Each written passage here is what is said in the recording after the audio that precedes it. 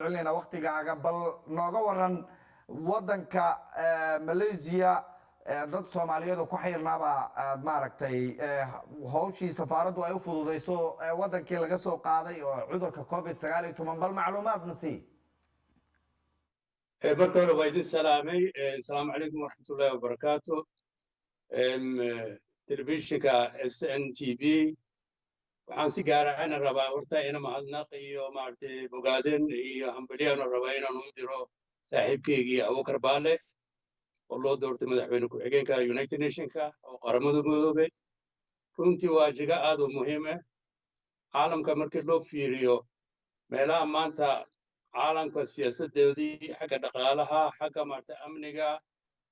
xagga siyaasadda guud barnaamijyada badan oo maartay oo ka socdaan caalamka laga wadan waa United Nationska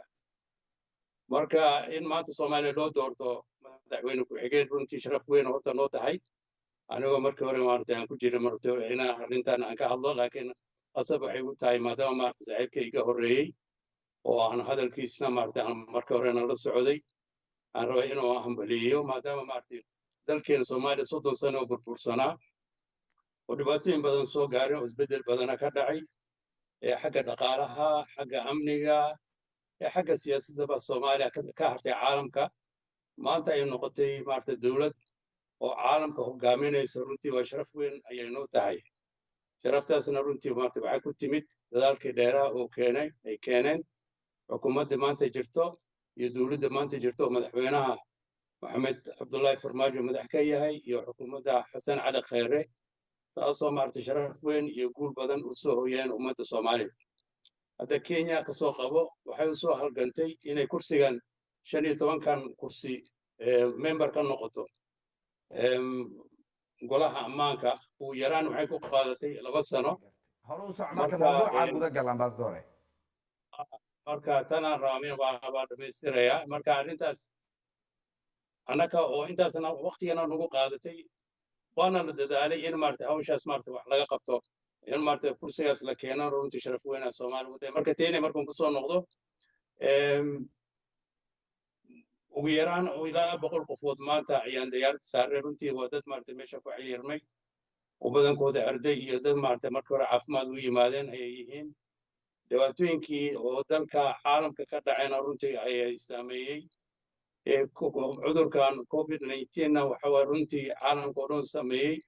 caalamka oo dhan kala xirxiray diyaaradihii iyo dadkii wixii soo socda oo dhan maartay la joojiyay marka dadkaas ayaa maanta maartay diyaarad saaray runtii waa nasiib wanaag marka anaka dhowr bilood ayaan waxaan soo daynay in maartay diyaaradan saaro diyaaradina marka imaatinka maadaama maartay la xiriirana marka waa imaan kari waayeen marka Soomaali maanta ayaa nasiib u yeesheen 100 qofood in dalkooda hooyo ku noqdaan dadkana markii banaanka u soo baxaan waxay raadinayaan in dalkii maartay maadaama dhibaato ka jirtay oo ka cararan ay ka noqdaan qaxooti maantana waxaan nasiib u yeelanay shacabka Soomaali meel walba ay jiraanba wali gaar ahaan hadda Malaysia dadka hadda u yimid inay maartay dalka oo maartay ay yiraahdaan ilaa aan dalkeena rabnayna ku noqono muddo badan ayaan ku xiriirnay ma joogi karno dalkeena u baahanahay maalin walba maartay waxay gaareen in safaaradda horteed soo dhoobnaadaan arrintaasna runtii waxay noo tahay iyada nafsadeedii sharaf in dalka Soomaali ummadda marka hadii banaanka joogaan inay u hiloodaan dalkoodii ina maartay u rabaan dalka inay u noqdaan marka dalkii maanta maartay horumarku gaaray darteedii ayaa qof walba wuxuu niyad u yeeshay in dalkiis ku noqdo marka dadka maanta ay maartay arday badana meesha joogaan oo ilaa 4,000 arday wax ku bartaan badankoodana waxay leeyihiin online ayaa wixii maartay barnaamijkii hadda maartay jaamacadaha inta lagu qaadan jiray online kan ku qaadanayna dalkeenan joogayna marka badi ardaydii hadda dalka ku noqdeen badi horta waa intaas waay dabcan wadanka sida sheegtay arday ayaa u badan oo wax ka barata safaaradii Soomaaliya halkaas way ku taalaa iyo qunsuliyadeedii dabcan sidee Soomaalida ama safaaraddu sidee adeegyada ay ardayda ama guud ahaan Soomaalida wadankaas ku nool sidee adeegyadeedu u siisaa sidee safaaraddu uga warqabtaa dadka Soomaaliyeed ee halkaas ku sugan والله dadkii waxyaabo marta adeegii horta arday kale ma ahayn waxaan maartay kasoo qabo ardayda nafsadooda kasoo qabo waxaan u sameynaa waxyaabihii maartay loo baahnaa dhinacii maartay shahaadooyinka markii maartay dalka ka yimaadaan jaamacadaha intaan waxaa jirtaa hay'ad u qaabilsan arrinta jaamacada ku saabsan marka warqadaha ayaanu qoraa shahaadooyinka ayaa maartay taqsiiman u sameynaa immigrationka viisooyinkii wixii loo baahan yahay ayaa loogu sameeyaa maadooyinkii iyo ay baranayaan nafsadoodii talooyin ayaan ka bixinaa arrimahaas far badan ayaan ardayda u sameynaa iyo noloshoodaba sidii marka ay meesha joogaan marka qaabka u dhaqmayaan iyaga nafsadoodii qaabkay wax ku baranayaan waxaasoo dhan ayaa maartay howlahaasoo dhan ayaan qabanaa marka waa hawl runtii aad u ballaaran gobollada qaarkood maartay waa naga fog yihiin laakiin xiriiro fiican ayaan leenahay waxaan leenahay qaybsanaa xagga maartay waxbarashada ayaan qabnaa marka arrimahaas oo dhan marka qofkaas ayaa fuliya safaaraddana marka dhinaceena qayb wixii alla wixii maartay nalaga baahdo ayaa marka ka shaqeynaa xagga dowladda wasaaradda tacliinta dhinaca immigrationka iyo hay-ada kale maarta kuseeya waxbarashada dalka oo dhan ambassadore maalmahan waxaa jiray dhalinyaro waddanka Malaysia ku nool oo baraha bulshada cabashooyin qabay oo cabashooyin kala duwan soo bandhigayay maxaad kala socotaan ida macluumaadyadaas iyo safaaraddu siday dadku cabashadoodu u dhagaysataa ugana jawaabtaa runtii horta bini'aadinka meel walba maarta lama qancin karo bini'aadinka waxaa waaye cabasho waa jirtaa dalki waa ka jirtaa bannaanka waa ka jirtaa adiga marka cabashada haddii run ay tahay waa la garaabi karaa laakiin cabasho haddii ay tahay wax qabasho haddii ay tahay safaaraddii wax alla wixii marka safaaradda maartay mas-uuliyad ka tahay marna kama baaqanin ina dheeraadaan u sameyno mooye waxba maartay hagrasho iyo maartay meesha ma jirin sababta waxaa waye wasaaradda tacliinta markii hore ardaydii soomaalida badii dalka waa laga burin jiray mise waxbarashadoodii anka inta lacag laga qaato ayaa waxbarasho fiican lama siin jirin maanta haddii aad timaadid ardaydii ugu badnaan wixii alla wixii meesha wax ka bartaan runtii lacagtii ay bixinayaan waa lacag macquul ah oo jaamacaday siinayaan jaamacada kulli waa private waaye laakiin hay-adihii dowladdii ayaa jirta oo qaabilsan arrimaha waxbarashada iyo wasaaradda waxbarashada taas ayaa la xiriira marka arrimahaas oo dhan marka waa arrin hadda maarta safaaradda qabanaysa waxaana ka mid ah arday markii ay yimaadaan dalka ka soo qabo waxay imaanayaan iyagoo maartay indha xiran oo waxba kala ogeyn waxay galayaan jaamacadday gelayaan markii jaamacaddaasi galaan marka ay ogaanayaan inuu maartay jaamacadday ku adkaanaysa mise nolosha ku adkaanaysa mise waxbarashada ku adkaanaysa marka jaamacaddii haddii maarta la socon waayaan jaamacaddii marka waa laga saaraya haddii laga saarana qasab waxay noqonaysaa dalka visa waa laga kansal garaynayaa dalka ayaa dib loogu celinaya arrintaas oo dhan hadda waa hor istaagnay dhinaca immigrationka ka wada hadalnay wasaaradda tacliinta ka wada hadalnay waxaan ka wada hadalnay anka hay-addii waxbarashada ee maarta ardayda ajnabiga qaabilsan kulli waa ka wada hadalnay arrintaas hadda waa la xaliyey arday hadda dalkan markii yimaadaan wax bartaan qofkii jaamacaddii uu ku qanci waayo mise waxbarashadiisii uu la socon waayo mise waxbarashadiisii ku qanci waayo waa ka bedelnaa waxaan u raadinaa jaamacaddii kale marka iyaga qofka u baahan yahay ayaa loo bedelaya marka cabasho oo ka imaanayso runtii ma jirto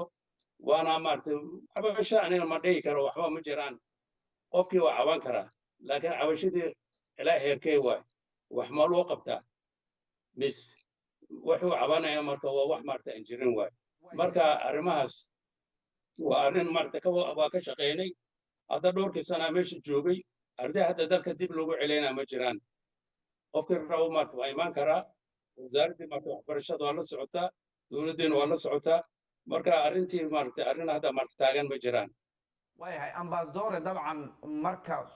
Malaysia la joogo oo qof arday ah oo Soomaali ah iyo qof arday ah oo waddan kale ka yimid ama Hindiya ka yimaado ama wadamo kale ka yimaado wadamadan kale ama Afrikada kale ka yimaade dhalinyarada badankooda waxay qabaan inaanay isku xuquuqaad ahayn oo dhalinyarada wadamada kale ka yimaada mesela ay helaan safaarado iyo adeegyo dawli ah oo ka duwan kuwayna maxaa diiday mas'uuliyadaas in safaaraddu gudato ma imkaaniyaad la'aan jirto ma safaaradda culaysyo gaar ah haysto oo maaragtay u diidaya jira in dhallinyaradaas ay la mid noqdaan kuwa asaagooda ah ee wax ka barta waddanka Malaysia bal sharaxaad guud naga sii horta midaan ku sheegay arrinta hadda taas hadda aad ka dhawaajisay horta ardayda markay meesha imaanaya waa siman yihiin arday hadda maaragtay kala darajo sarreeyaan mise qaarna la fuquuqo qaarna maaragtay wax loo qabto qaarna si horta ma jiraan waxaas arday horta jaamacadaha meeshan waxaba waa lacag waay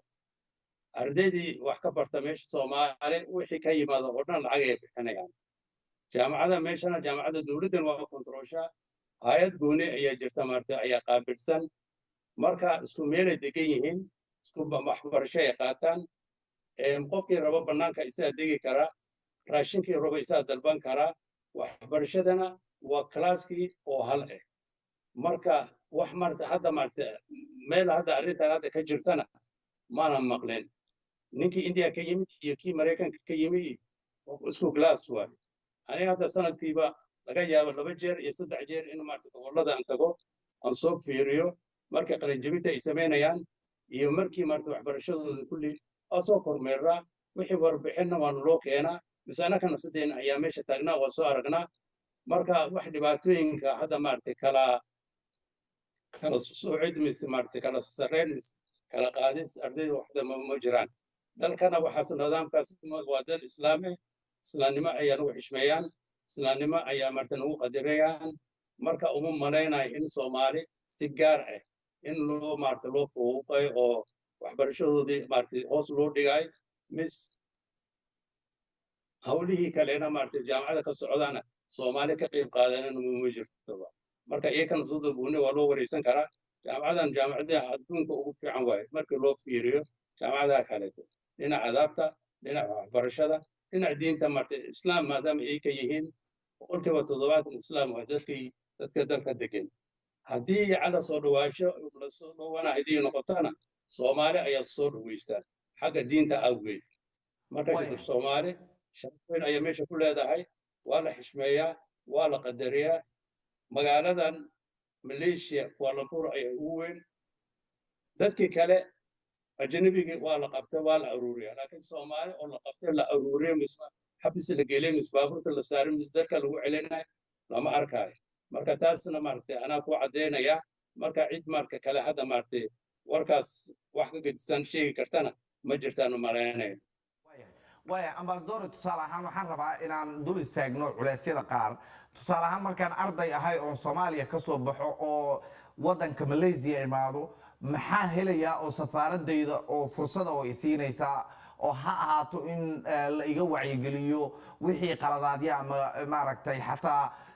wixii ii haboon waxaan ii haboonay safaaraddu miyaan jirin wacyigelin iyo meelo ay dadku ka hagto mise dhalinyaradu maxaa la yiraahdaa jaaniskaasi waqtigaasba ma siisaan waxaa laga yaabaa inay iska yimaadaan oo cidla ay isaga dhacaan oo mararka qaarkood la iska baarto mararka qaarkood sidii la rabo ama awood loo sheegto idinku ma u haysaan maaragtay fursadaas ma u haysaan inaad dhalinyarada doorka safaarad ahaan aad u istaagtaan ma haysaan horta meesha runtan ku sheegaya meesha horta waa xor waaye Soomaali adiga baa taqaanaa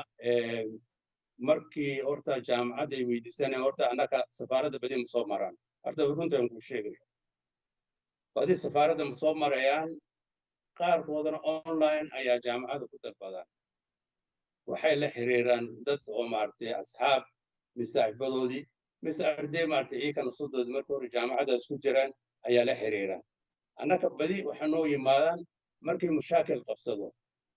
ayaa noo yimaadaan dhowr jeer aan arkaynaa markii maaragtay shahaadooyinka markay tasliimin la rabo markaas oo noo yimaadaan haddii baasboorka visa ay rabaan mise maaragtay haddii ay rabaan baasboor cusub haddii rabaan waa noo yimaadaan iyo haddii jaamacadda laga buriyo waa noo yimaadaan arday oo jaamacadda intii laga buriyey annaka wuxuu qaban weyna mana arkin arday jaamacadda ay rabaan inay meesha ka bedeshaan ugu ciriiriyey oo jaamacaddii kale haddii u guuraan oo la hor istaagana maaragtay aan waxba u qaban ka waanina lama u arkin jaamacada oo dhan xiriiraan wada leenahay marka arday haddii uu ku qanci waayo jaamacaddaas markuu noo yimaado warqadaan u qoraa hay-addaan la hadalnaa jaamacaddaan la hadalnaa jaamacaddii kaleeto qaabka ugu wareegi lahaana waa u fududaynaa marka horta intaas ayaan u qabanaa laakiin qofka isaga ikhtiyaar leh hadduu yimaado haddii loo yimaado oo dalkan hadduu yimaado oo dalka yimaado talana weydiiyo talada waa siinaa laakiin haddii maaragtay qofka uu rabo in toos jaamacaddii tago wixiisu dhammaystana annaka dee ma faragashanayno qofka xor waayo marka taasaan ku leeyahay waayahay ambasadore maxay u badan yihiin soomaalida wax ka barata waddankaas malaysia maxay ka og tahay safaaraddu waxbarashadooda kaalmaha ay galaan dadaalada ay bixiyaan qaarka aan waxbarashada ku fiicnayn ee magaalada ama waddanka iskaga duruufaysan xogahaas guud ahaan ee ardayda waddankaas wax ka barata xiriirka la leh maxaad macluumaad oo ka haysaan horta jaamacadda meesha nidaam ay leeyihiin haddii alla qofka maaragtay hal semestera oo jaamacadda tegi waayo horta waa la wacaa jaamacadda ayaa wacdaa fiisadii marta waa laga kansal gareeyaa dhowr jeerna waa ku dhacday waa noo yimaadaan marka ardaydii jaamacaddii markaas ayaan la hadalnaa warqadaan u qoraa dhowr hay-adood ayaa qaabilsan hay-adda hadda wasaaradda tacliinta ka sugo waxaa qaabilsan hay-ad kaleeto iyo mjs la yidhaahdo oo qaabilsan ardayda ajnabiga oo dhan dhinac waxbarashada qaabilsan kuwaas ayaan la hadalnaa jaamacadda nafsadeeda ayaan la hadalnaa qofka ardayda markii inuu yimaado marka waa kala talinaa jaamacaddii rabtaan leenahay marka isaga markuu noo sheego jaamacadduu rabo ayaan warqad ugu qoraa warqaddii ayaa marka jaamacaddii kaleeta ayaa lagu wareejiya horta intaasaan u fududaynaynaa annaga qofkii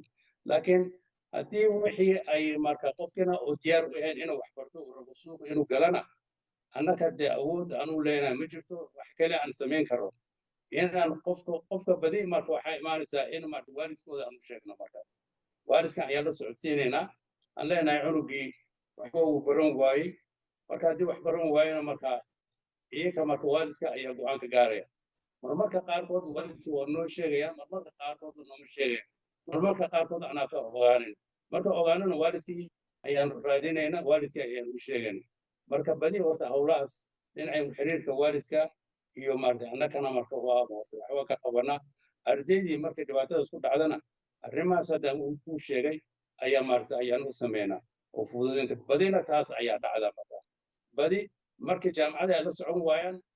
boqolkiiba 99 wax arday u noo yimid aan wax u qaban waynana ma jirto arday oo jaamacaddii laga celiyay misdarka laga saarana qasab waayo waxaa dhacda qofka haddii wax baran waayo viisidiis waa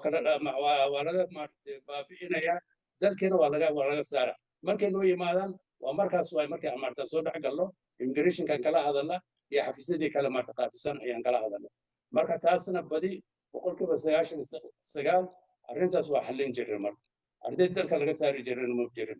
qof hadda dalka qofka maaragtay waxbarashadiisa haddii uu rabin markaas uu leeyahay dalka waa ka baxayn oo noqonayana taasi si ikhtiyaar leh laakiin qofkii uu rabo markaas inuu jaamacadii kale loo wareejiyo badi waa u fududeynaa marka dhalinyaro aan arday ahayn oo ama suurtagal ay tahay inay wadamo kale usii tahriibaan oo waddanka malaysia soo aada maxaa la yidhaahdaa waxaa jira dad kale oo iyaguna soomaaliya oo aan arday ahayn kuwaas iyagu maxaad xog oo ka haysaan sideese maaragtay xaaladooda uga warqabtaan horta dalkan horta qaxooti ma ogola waana ogol yihiin qaxooti ma ogola markaan ku leeyahay sharci ahaan united nationka nimankan maaragtay un conventionka kuma jiraan dhinaca qaxootida laakiin markii ay soomaali arkaan oo dad maaragtay dhibaataysan oo meeshan dalka ka imaanayaan waxaa leeyihin anaga qaxootina waxaas indhaha laga qabta marka hay-adoo yar maaragtay UNHCR ayaa meesha u joogta xafiis yara ugu furan kuwaas ayaa marka maamulaan laakiin dowlad ahaan dowladdii kore oo ka warhaysaa sababta waxa uu ogolshahay in maaragtay soomaali dhowr xoogaa marka waxyaaba nambaro qaarkood yar ayay u ogol yihiin marka ardaydii dhalinyaro kalena waa jiraan oo maaragtay tahriib horta ma jiro dalka meel lagu bixi kara male waxaa dhinacan kale Thailand iyo dhinaca kale Singapore dhinaca kalena maaragtay waa maaragtay Brunei intaas oo dhan waxba ma ogola dalkoodii in maaragtay la soo galo xuduudkoodii marka waa xiran yahay marka qaxooti magac ahaan waa jiraan laakiin dada waxaa jira sponsor looga soo diray canada oo dadkooda familygooda degan yihiin qaarna waxa weye ingiriiska qaarna maaragtay talyaaniga qaarna australia oo aan badnayn laga yaabo sanadkiiba inay ka baxaan ilaa 5 qofood ilaa 10 qofood meelahaas in sponsor helaan dada jira sponsor u imaanayaan laakiin kuwaasna waxay ku joogaan marka qaab waxbarasho ay ku joogaan marka badinkooda ardayda qaarkood waxay u joogaan college ay isku qoraan hal sano ay joogayaan halka sano gudahoodii ayaa sponsoray sugayaan marka sidaas ayaa marka dadka uga baxayaan laakiin si kaleeto oo qaxooti u banaanka maarta loo qaadayna ma jiraan intaan aan ogahay mahadsan tahay danjire abukar mardaadi danjiraha soomaaliya oo fadhiya wadanka malaysia oo khadka skype-ka si toosa nooga warramay aad baan kaaga mahad celinaynaa ambasadore fursadaadii waqtigaaga iyo sidaad nooga aqbashay inaad barnaamijka nagala qayb gasho oo aan kaaga mahad celinaynaa